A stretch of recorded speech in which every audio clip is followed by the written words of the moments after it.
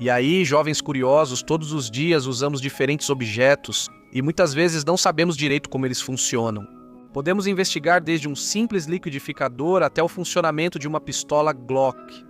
Por isso e por muito mais, estas são 7 coisas que você não sabia como funcionam. Motosserra. Na hora de derrubar uma árvore, podemos levar algumas horas usando algo mais convencional como um machado. Ou então usar uma motosserra que nos permite cortar grossos troncos de madeira como se fosse uma faca quente na manteiga. Se abrirmos a motosserra, vamos encontrar centenas de peças diferentes que juntas são responsáveis por possibilitar cortes implacáveis em apenas segundos. A primeira coisa que temos é um motor pequeno, mas poderoso, onde encontramos um pistão que, alimentado por combustível, vai se mover e produzir potência, assim como fazem os motores dos carros.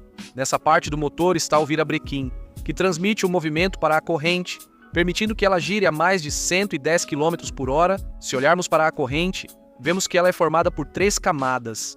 As 2 das extremidades, onde estão os dentes afiados, enquanto no meio há um elo que serve apenas para a estrutura da corrente.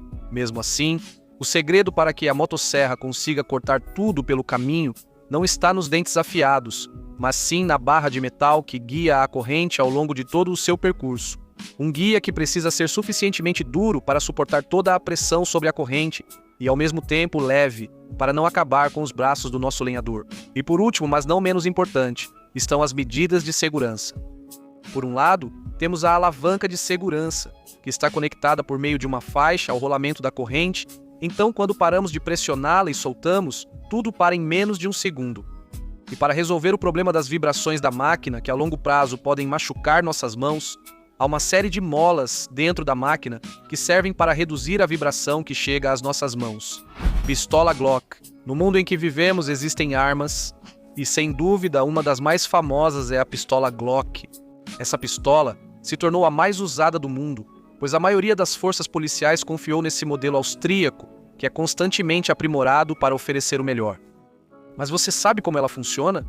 O primeiro passo é inserir o carregador, que dependendo do modelo pode ter entre 15 ou 17 munições. Agora sim, uma vez que queremos disparar, o gatilho é pressionado para trás, o que libera uma trava e faz com que o pino percussor avance e atinja o projétil na parte traseira da espoleta. Tudo isso gera uma explosão, liberando os gases quentes que expulsam o projétil através do cano.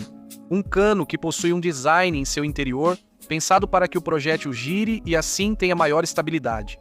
Uma vez feito o primeiro disparo, a força do recuo atua sobre as molas e faz com que o ferrolho da arma com o pino percussor vá para trás, conseguindo 2 coisas.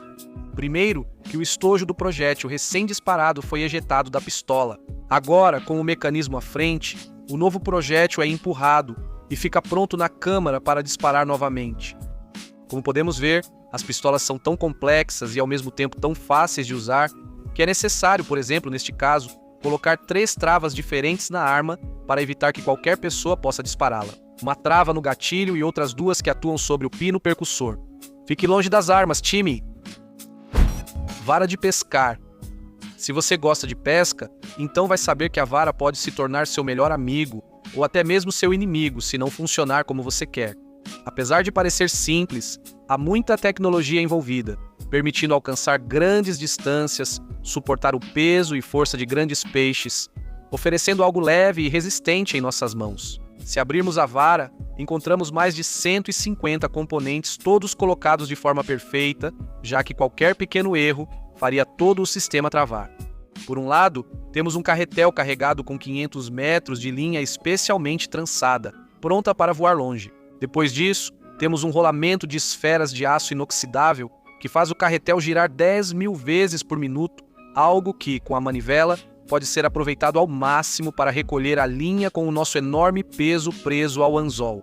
É interessante que, nas varas mais caras ou complexas dentro do quadro, podemos encontrar um disco de freio feito de fibra de carbono que serve para controlar a velocidade com que o carretel se move. Então, se a vara for muito boa, talvez teremos a opção de afrouxar mais ou menos a intensidade desse freio para ter que fazer mais ou menos força ao pescar o peixe. Rocola digital. Uma invenção que, sem dúvida, revolucionou os restaurantes e bares nos anos 50 nos Estados Unidos. E embora hoje em dia tenhamos toda a música digital, o som e a tecnologia única que a Rocola usava fascinavam muita gente. Em uma Rocola digital, há uma cabine de madeira cobrindo mais de 1000 componentes, todos funcionando juntos.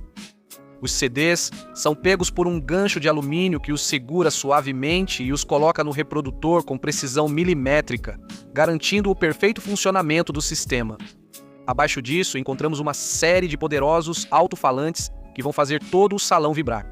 São 5 alto-falantes formados por membranas e um conjunto de ímãs que juntos conseguem ampliar as ondas sonoras sem que elas se distorçam. Mas mesmo com um sensor digital, para que os discos soem como nos anos 50, é usada uma cabine de madeira que ajuda a gerar esse efeito retrô e faz com que uma jukebox digital soe quase igual a uma original. Na jukebox, um motor pequeno e potente usa uma corrente para mover o braço robótico que pega o disco escolhido. Depois, com um movimento vertical, o braço pega diretamente o CD e o coloca no reprodutor. E ela pode se mover por anos porque, por trás de sua construção, milhares de peças foram colocadas pelas pessoas certas. Por fim, lembre-se que uma boa jukebox precisa de bolhas e luzes exclusivas, criadas por tubos de vidro com um químico especial que ferve em baixa temperatura e gera essas bolhas. Isso é interessante, amigo. Lavadora de carros. Se você tem carro, então sabe que de tempos em tempos precisa lavá-lo pelo menos por fora, pois assim ele não só fica bonito, mas também evita que algumas substâncias, como cocô de passarinho, danifiquem a pintura. Bom, nesse caso, se pararmos para observar como funciona um lava-rápido automático, encontramos o seguinte. Para poder lavar o carro sem problemas, temos uma verdadeira máquina de engenharia. A primeira etapa da lavadora vamos encontrar em uma imponente corrente que se encarrega de arrastar os carros por todas as áreas em um bom ritmo, nos entregando um carro limpo em menos de 3 minutos. A corrente suporta 30 toneladas ou mais de 5 carros ao mesmo tempo, operando com um motor hidráulico que move os carros usando óleo em alta pressão. Depois disso, o próximo passo é escovar ou esfregar o carro. Nesse caso, temos essas escovas gigantes que têm um design específico para limpar cada cantinho do nosso carro. Além disso, os braços mecânicos que o sustentam têm uma resistência mínima, o que faz com que a escova se adapte ao formato do carro e se mova conforme necessário, permitindo lavar todo tipo de veículo. Depois, jatos de água sob pressão se encarregam de remover todo o sabão, para que finalmente passemos para a parte da secadora, onde potentes turbinas são ligadas e absorvem o ar ao redor. Como um tornado, concentra o ar no centro e o expulsa a mais de 300 km/h sobre nosso delicado carro. Liquidificador. Se você gosta de frutas e vitaminas, então com certeza tem um curioso liquidificador em casa. Mas você sabe como ele funciona? Embora possa parecer algo básico e simples, um liquidificador precisa de muita potência para fazer tudo o que faz e conta com uma grande tecnologia por trás. Na hora de bater frutas não é preciso tanto, mas para triturar castanhas ou gelo, que são tão duros quanto pedras, precisamos de mais de 140 componentes que trabalham juntos de forma harmônica para liquidificar tudo em poucos segundos. Dentro do liquidificador, encontramos um motor potente de cerca de 1.800 watts, que pode ser até mais forte do que os motores de algumas pequenas motos. Logo acima do copo, temos uma lâmina que, mesmo não sendo afiada, não serve para cortar, mas sim para pulverizar os alimentos através de um delicado sistema de rolamentos e uma estrutura de metal, que permite que ela gire na velocidade de um tornado para liquidificar tudo o que tocar.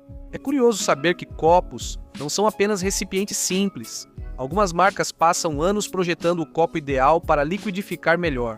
Neste caso, temos um copo de 5 lados, projetado para evitar redemoinhos e melhorar a liquidificação.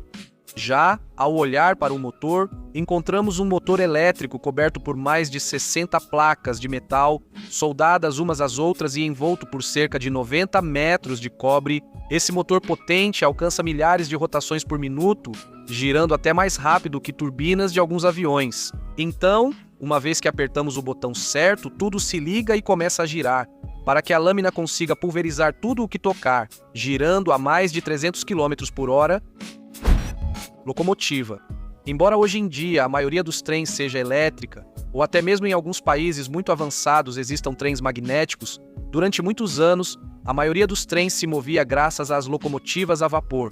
E você sabia como elas funcionam? A descoberta dos motores a vapor foi um divisor de águas na história, pois entre as coisas que se tornaram possíveis estava conseguir o movimento contínuo de um meio de transporte como o trem. Ao analisar o funcionamento de uma locomotiva, observamos o seguinte.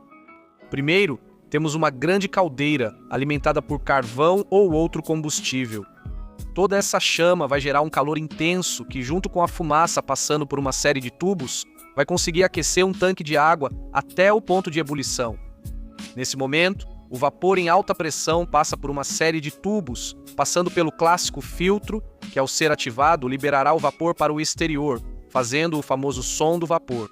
E finalmente, esse gás quente percorre os tubos até chegar a uma série de pistões que, devido ao design tão interessante que possuem, acabam movimentando algumas das rodas da locomotiva, enquanto o restante acompanha o movimento principal. Antes de sair, vou cumprimentar quem comenta aqui e nos outros canais.